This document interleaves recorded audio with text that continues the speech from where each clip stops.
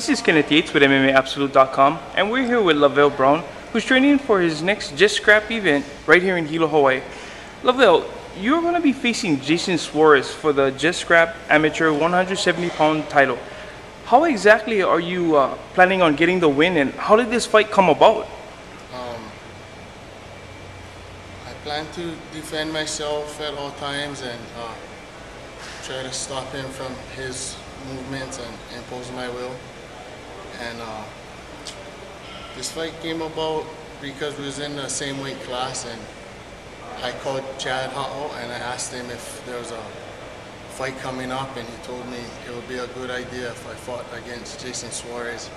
That would make a good fight. I agreed, and Jason agreed, so we're going to be doing it January 14th, Hilo Civic Center at the Just Scrap. No, you and Jason both train at the Penn Academy, like you said. Is that hard for you to fight someone that's training at the same club as you? Not really, because I use the equipment and stuff over here, and I just keep to myself.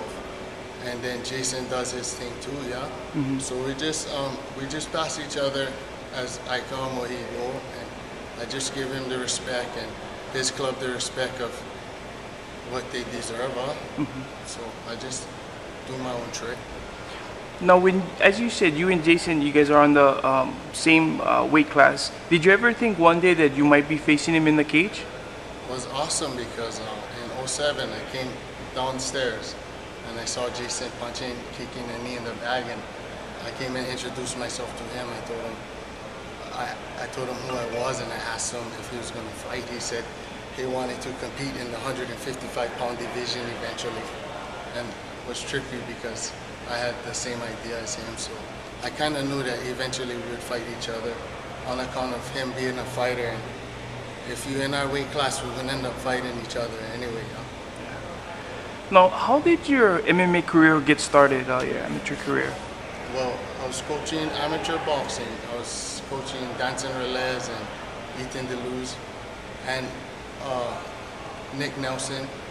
Many neighborhood boys and other boys around that was interested in boxing and didn't have an avenue. I figured I'd share with them what I know and put them in the ring just so they can see what it feels like, yeah? Mm-hmm. So I was telling them if I had a coach, I think that I'd be able to do it too. So they asked me to prove it, and here I am. Now, as you said, you train kids. How did that all come about? My cousin, well actually my best friend's cousin, came to my house, told me that he wanted to learn boxing. That same week, he found out there was an event. We did some combinations, we went through some footwork, he went into the ring, defeated his opponent, and he never stopped training since then. Oh. Well, Lavelle, thank you for your time. Best of luck in your upcoming fights. Do you have any last words or shout-outs that you would like to make at this time? First of all, I'd like to thank Jesus Christ, of course, for myself and for my family, and I'd like to thank Tony, his name is Tony Pruitt, for opening up the cage for me. That was a big thing. I'd like to thank his daughter, Jay Penn, for putting up with me and my membership and all that good stuff. And just all the brothers that everyone helped me, brothers and sisters, mahalo. Hilo.